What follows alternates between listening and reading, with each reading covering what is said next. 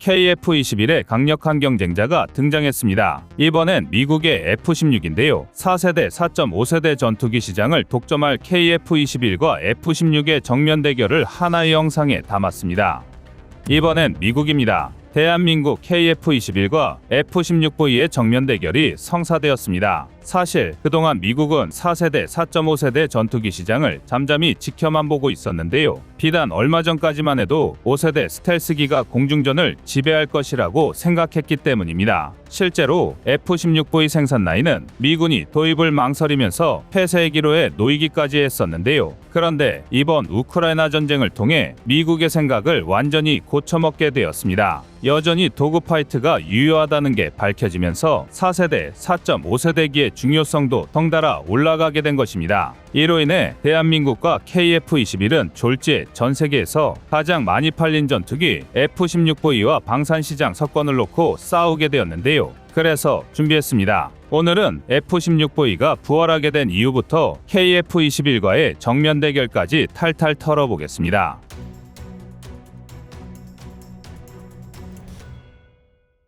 우크라이나 전쟁 이전까지의 현대전은 제한전으로서 한정된 공격수단과 전장에서만 정치적 목적에 의해 전투를 수행해야 했습니다. 그렇다 보니 적보다 성능 우위를 선점한 최첨단의 신개념 무기체계 한두 개가 전황을 뒤집기도 쉬웠는데요. 그러나 우크라이나 전쟁이 발발하면서 이제는 전면전, 총력전도 남의 일이 아니게 되었습니다. 그렇다 보니 어떤 일이 생길지 예측하는 게 거의 불가능한 전면전 상황에서 운용상의 제약이 많은 하이엔드급 5세대 스텔스기의 중요성도 빛이 발하게 되었습니다. 대신 다방면에서 팔방미인처럼 활약할 수 있는 미들급의 4.5세대 전투기가 더욱 주목받고 있는데요. 특히 우크라이나의 지원 요청으로 F-16에 다시 한번 전 세계 방산 시장에 이목이 쏠리고 있습니다. 그도 그럴 게 F-16은 미국 공군 공중전력의 청사진이라고 볼 수 있는데요. 일례로 최대 35km의 사거리를 자랑하는 F-16의 공대공 미사일 AIM-9X 사이드와인더는 미국 전투기 기본 무장의 상징과도 같습니다. 사이드와인더가 탑재되었다면 기종이 무엇인지 알 수는 없어도 미군 전투기라는 건 알 수 있을 정도입니다.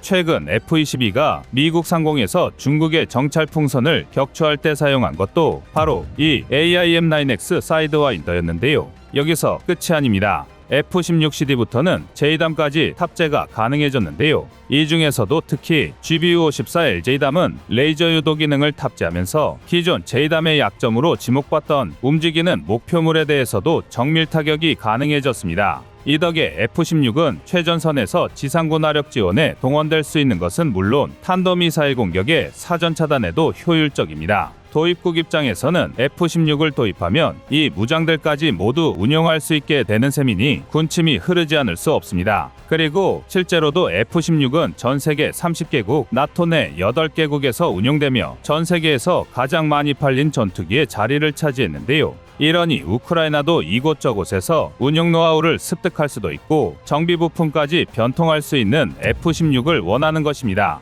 물론 이는 어디까지나 미국의 의사에 달려 있습니다. F-16을 보유한 나라들이 우크라이나에 이양 혹은 재판매를 하려 해도 수출 허가권을 지닌 미국 정부의 승인을 받아야 합니다. 그러나 미국은 전투기 지원이 러시아를 자극하여 확전될 가능성이 있다며 지원을 거부하고 있는 상황인데요. 하지만 그 이면에는 미국 나름대로 방산시장 점유율이라는 정치적, 경제적 문제가 숨어 있습니다. 독일이 레오파르트 지원을 망설인 것처럼 과연 F-16의 빈자리를 F-35나 동급의 전투기로 채울 수 있겠냐는 것입니다. 미국 입장에서는 유럽 시장이라는 든든한 캐시카우를 놓칠 수도 있는 상황인데요. 이런 마음을 아는지 모르는지 네덜란드와 폴란드는 우크라이나가 요청 시 지원을 검토하겠다고 밝혔고 프랑스는 전투기 지원을 배제하지 않겠다며 논의의 가능성을 열어놓은 채 미국을 압박하고 있습니다. 마치 미국이 폴란드 등을 이용해 전차를 지원하도록 독일을 압박했다가 자승자박에 당한 꼴인데요.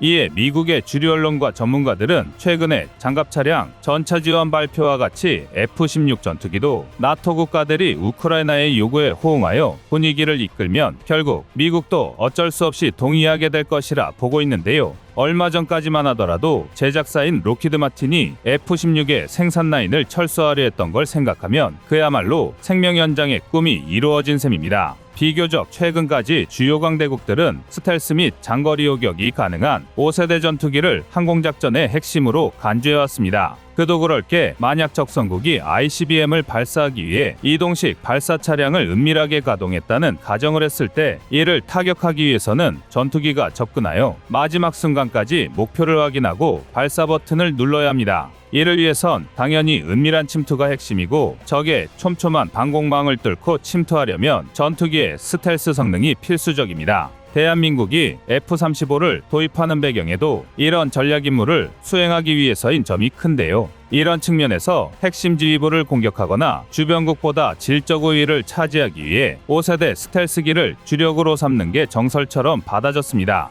그리고 같은 이유에서 4세대, 4.5세대기가 자랑하는 WVR, 통칭 도그파이트와 같은 공중기동전의 개념은 점차 사라지고 있었습니다. 지금 세대의 공중전은 얼마나 적을 빨리 보고 멀리서 때릴 수 있느냐로 결정되는 것 같았는데요. 미국 또한 이로 인해 F-35 생산을 주력으로 삼았고 F-16 추가 도입을 취소했을 정도입니다. 이 때문에 록히드 마틴은 F-16 생산 라인 폐쇄까지 염두에 두었던 건데요. 그러나 우크라이나 전쟁을 통해 5세대 전투기만으로 공중우세가 달성될 수 없음이 밝혀졌습니다. F-35와 같은 5세대 전투기는 최신 기술이 집약된 첨단 스텔스 전투기임은 부정할 수 없지만 중요한 특성인 기동성과 무장 탑재 능력은 다소 떨어지기 때문입니다. 특히 스텔스 기능을 활용하기 위해서는 외부 무장이 제한되고 그렇다고 내부 무장창에는 단 4발의 공대공 미사일을 장착하는 게 고작인데요. 그렇기 때문에 적영공에서 적 전투기에 방해를 받거나 공중전을 벌여야 하는 경우라면 공중전에 특화된 4세대 전투기의 지원을 받아야만 본연의 임무에 집중할 수 있습니다.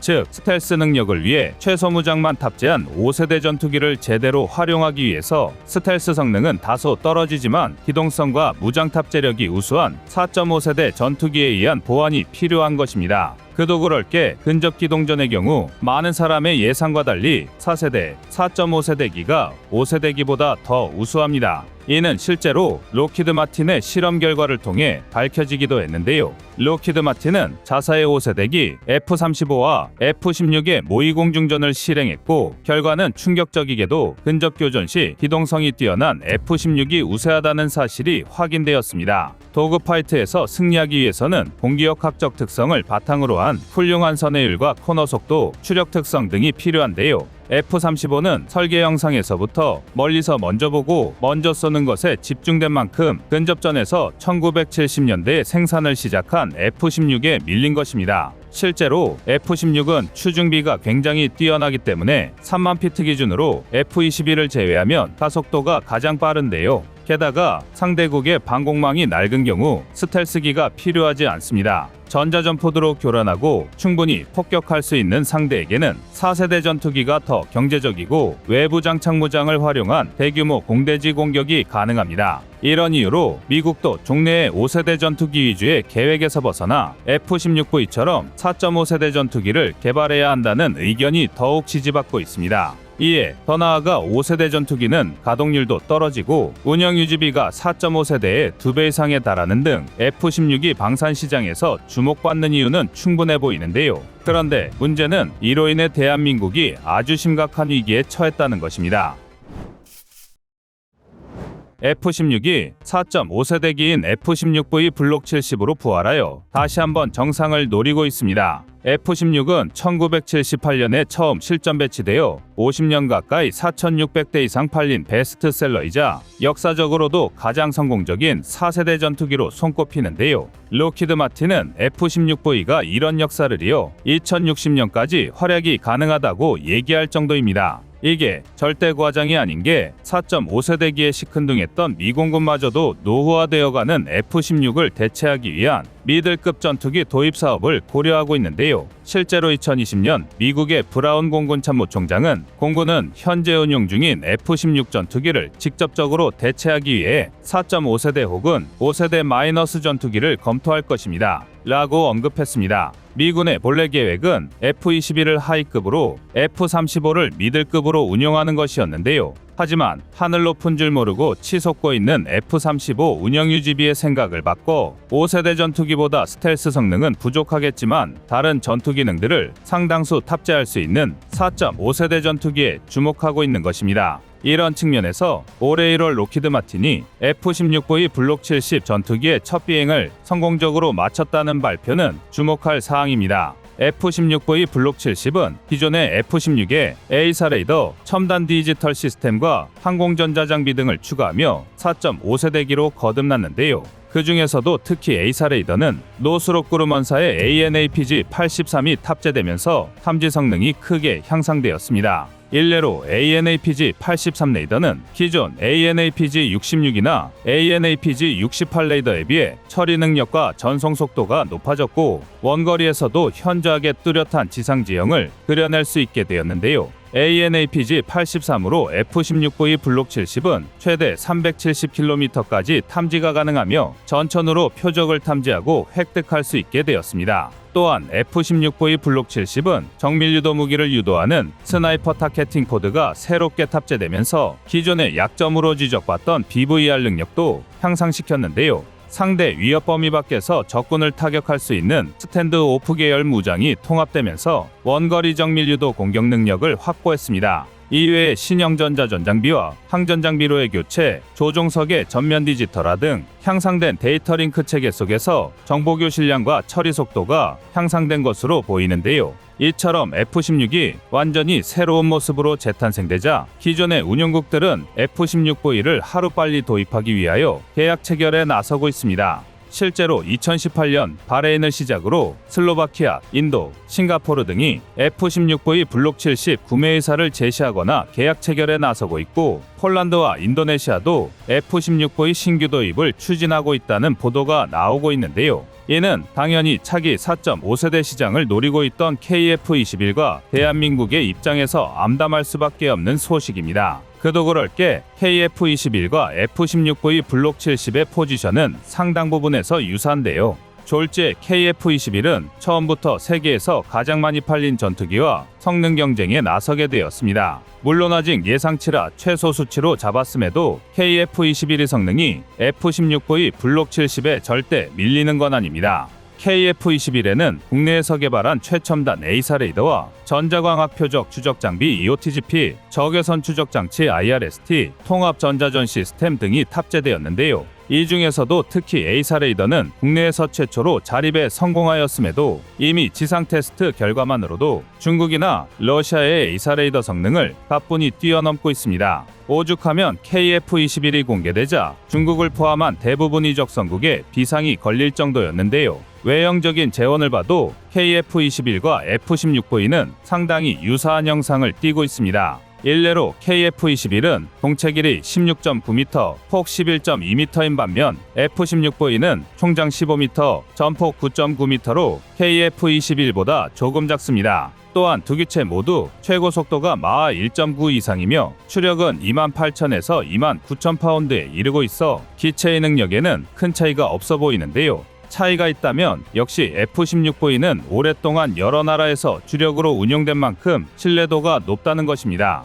이와 반대로 KF-21은 최신의 4.5세대기로서 당대 최고 수준의 기술이 접목되어 있고 F-16V와 달리 앞으로의 개량 과정에 따라 세대 진화가 가능하다는 게 장점인데요. 1978년 초기형이 도입되어 45년 가까이 현역으로 활동해온 F-16V는 이미 굵직한 개량만 10여 번 진행된 만큼 개량 한계점에 도달한 상황입니다. 즉 KF-21이 5세대, 5.5세대를 노리는 것과 달리 아무리 잘해도 4.5세대가 한계라는 건데요. 실제로 대다수의 전문가는 근소하지만 KF-21을 우위로 치고 있습니다. 당장 미공군부터가 최적의 전투력 발휘를 위해 전투기 혼합 배치를 연구하면서 4.5세대 전투기로 F-16V 블록 70의 구입을 배제했는데요. 브라운 미공군 참모총장은 미래 전투기 혼합 배치에 관한 의견을 제시하면서 F-16V는 미공군이 원하는 새로운 능력을 지닌 전투기에 부합되지 않는다고 단칼에 선을 그었습니다.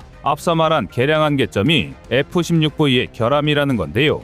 실제로 F-16의 최초 설계 당시에는 소형 로우급 전투기로 대륙을 가로질러 장거리 공격 비행을 한다는 개념 자체를 생각할 수가 없었습니다. 이런 한계를 갖고 있기 때문에 F-16V 또한 KF-21처럼 중형 미들급 이상의 전투기로의 변형은 불가능한 상황입니다. 그리고 바로 이 F-16 계열의 좁은 작전 반경이 미 공군이 F-16V에서 느끼는 부족함 중에 가장 큰 요인입니다. 날이 갈수록 미중 갈등이 격렬해지고 있는 상황에서 중국이 러시아까지 자신들의 영향력 아래에 두면서 미국은 아시아 태평양 지역이나 유럽 지역에서도 발생할 수 있는 위기에 대비할 수밖에 없게 되었는데요. 그런데 F-16V의 전투 반경 550km, 패리 범위 4200km로는 이를 감당하기에 역부족입니다. 만약에라도 이탈리아나 괌에 주둔하고 있는 전투기로 러시아나 중국에 있는 표적을 타격해야 한다면 F-16V로는 애초에 시도조차 불가능합니다. 이런 측면에서는 KF-21이 확실히 우위에 있습니다. KF-21은 내부 무장 장착 공간을 위해 최초보다 크게 설계 변경이 이루어졌는데요.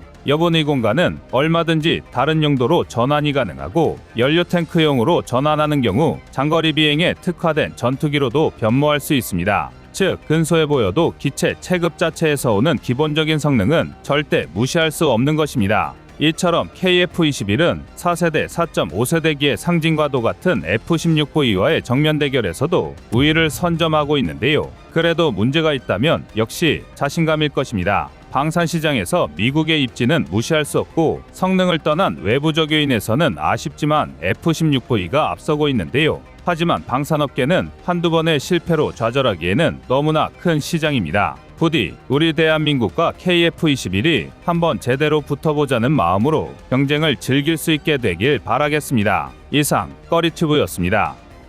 안녕하세요, 꺼리튜브입니다. 여러분의 가부나 성원에 힘입어 군사무기에 관심 없는 분들도 쉽게 이해하실 수 있는 대한민국의 육해공 군사무기의 숨은 비하 이야기를 책으로 엮었습니다. 하루 종일 검색해도 절대 찾을 수 없었던 비밀스러운 내용을 이제 책으로 만나보세요.